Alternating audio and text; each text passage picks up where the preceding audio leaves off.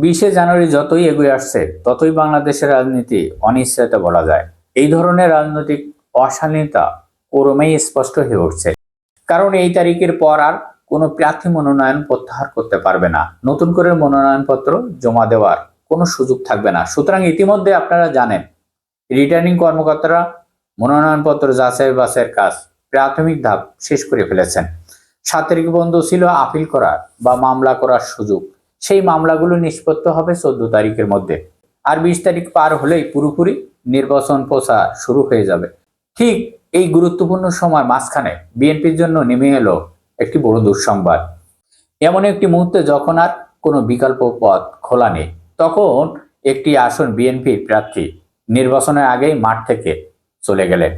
আর নতুন করে মনোনয়ন জমা দেওয়ার সুযোগ নেই। ঘটনা ঘটেছে কুমিল্লা 4 আসনের দেবিদ্বার এলাকায়। এই আসনে বিএনপির মনোনীত প্রার্থী ছিলেন মঞ্জুরুল আহসান মুন্সী। আপনারা জানেন, মনোনয়ন দাখিলের সময় থেকে শুরু করে ব্যাপক আলোচনা সমালোচনা চলছিল। অভিযোগ ছিল তিনি প্রিমিয়াম ব্যাংক থেকে এমএ কোম্পানি লিমিটেড নামে ব্যাপক অর্থ ঋণ নেন, পরিশোধ করেননি, অর্থাৎ তিনি একজন ঋণ খেলাপি।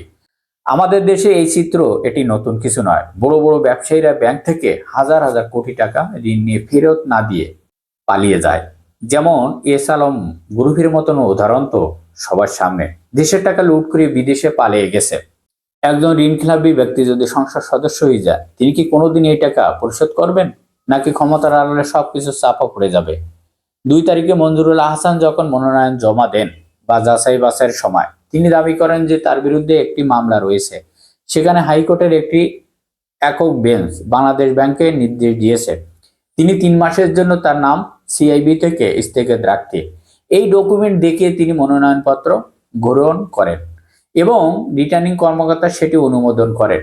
অথচ ঠিক এই একই ধরনের ঘটনা অন্য প্রার্থীদের ক্ষেত্রে ঘটলে তাদের মনোনয়ন বাতিল করা হয়েছে।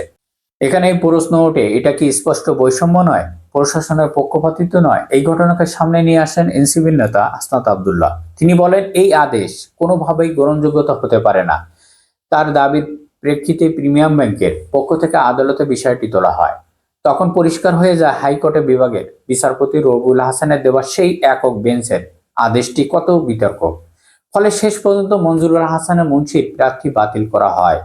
এখন সেই আসন থেকে হাসনাত আব্দুল্লাহ নির্বাচিত হওয়া প্রায় নিশ্চিত ধরা যায়, যদি কোনো বড় ধরনের অঘটন না ঘটে। কারণ হাসনাত আব্দুল্লাহ শুধু দেবিদ্বারের সন্তান নয়, তিনি আজ পুরো বাংলাদেশের কাছে একটি প্রতীক, একটি সম্পদ। মঞ্জুরুল হাসান মাঠে থাকলেও লড়াইটা তার জন্য সহজ ছিল না। এখন আর তার প্রতিদ্বন্দ্বী নেই বললেই চলে। ফলে এই আসনে হাসনাত আব্দুল্লাহর পথ আরো সুগম হয়ে গেল। একটি কথা পরিষ্কার, নির্বাচনের আগেই বিএনপি একটি আসন হারালো, আর অন্যদিকে জামাতের নেতৃত্বাধীন 11 দলের জোটের একটি আসন নিশ্চিত করলো। অনেকেই মনে করেছেন এই জোট 150টির মতন আসন পেতে পারে, এমনকি তার চেয়েও বেশি আসন পেতে পারে। এই নির্বাচন সাধারণ মানুষের মধ্যে একটি স্পষ্ট মনোভাব তৈরি হয়েছে। মানুষ পরিবর্তন চায়, তারা নতুন মুখ দেখতে চায়। যে কোনো ইতিবাচক মানুষ সাদরে গ্রহণ করবে। আর ঠিক সেই পরিবর্তনের মধ্যে দিয়ে বাংলাদেশ এগিয়ে যাচ্ছে বলে মনে করা হচ্ছে। সবাই ভালো থাকবেন। আল্লাহ হাফেজ।